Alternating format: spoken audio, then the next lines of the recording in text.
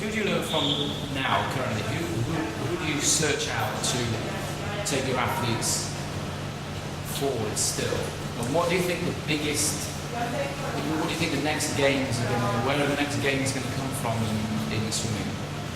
I think that areas where we can get better, I think all the time, are probably on the nutrition side of things. I'm not talking necessarily in terms of supplementation, but certainly tailoring your diet or tailoring your intake and refueling and recovery process to the training that you're doing is something that we're just scratching the surface on, I believe. Gone are the kind of days where get after training and eat a banana because that's going to be good for you. Well, there might be something out there that's an awful lot better. So that would be one area. I think that the world in general is moving on with everything. My TV now is better than my TV 10 years ago. So just as a natural progression, people kind of get faster and smarter and think about what they're doing a little bit better.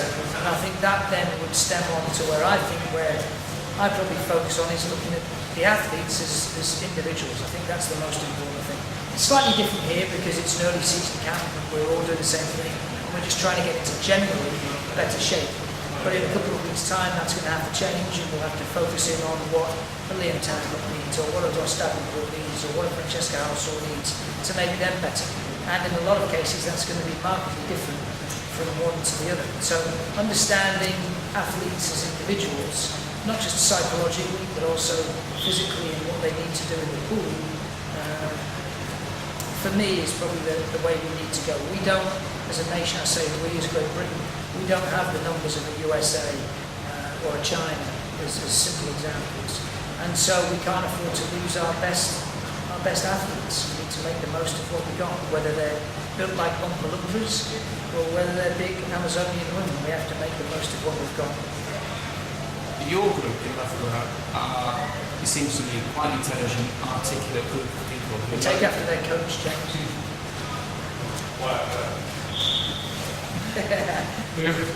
who know themselves, they know their sport, Yeah. they know the landscape. How easy is that for you as a coach to be able to help them achieve when they are as articulate as they are? Listen, there's a whole range of levels of articulation there, mate, to be honest with you. You've got a couple of good ones to my left currently, but there's a couple back home resting on their beds who might be a different kettle of fish.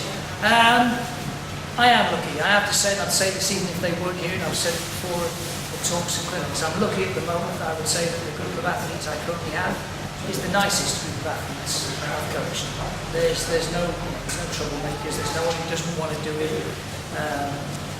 And they are all fairly smart, even the younger ones. The younger ones now are all 20 years old or over, which hasn't been the case. I've had some of them since they were 16 and 17.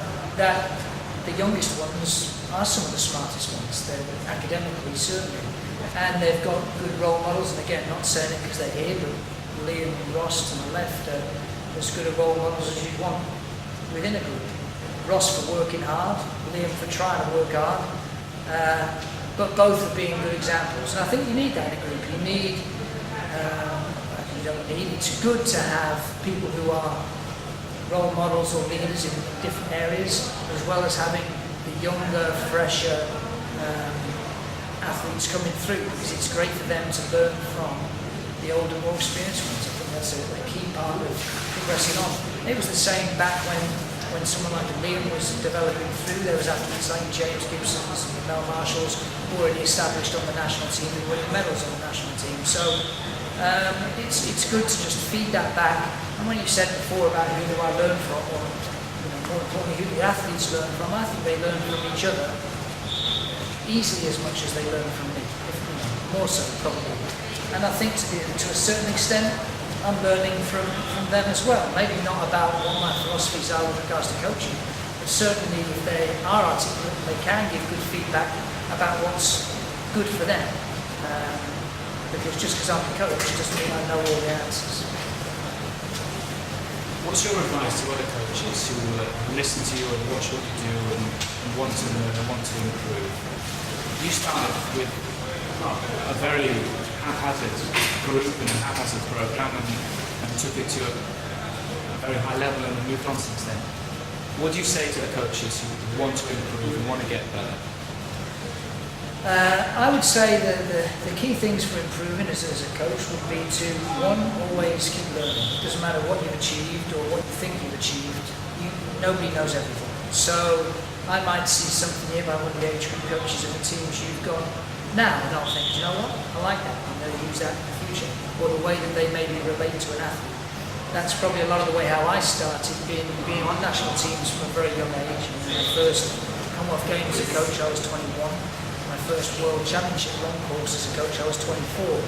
And so back then I knew nothing, really. I probably thought I did, I probably thought I knew more than I know now. But the reality was that I didn't.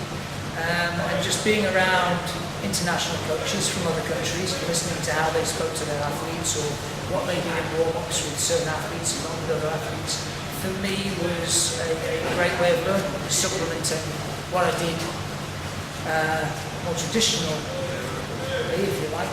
I studied sports science at university, so what I did for my degrees or through reading was supplementing that through real knowledge, through real experience, through understanding people and what made people tick better. So yeah, just keep on learning, keep your eyes and ears open all the time. Like I said, if someone's watching and listening to me, I'm sure 50% of the stuff that comes out of my mouth is a load of rubbish, but there might be something for somebody that they pick up and they think, you know what, I like that, I'll use that and I'll develop it and I'll make it better.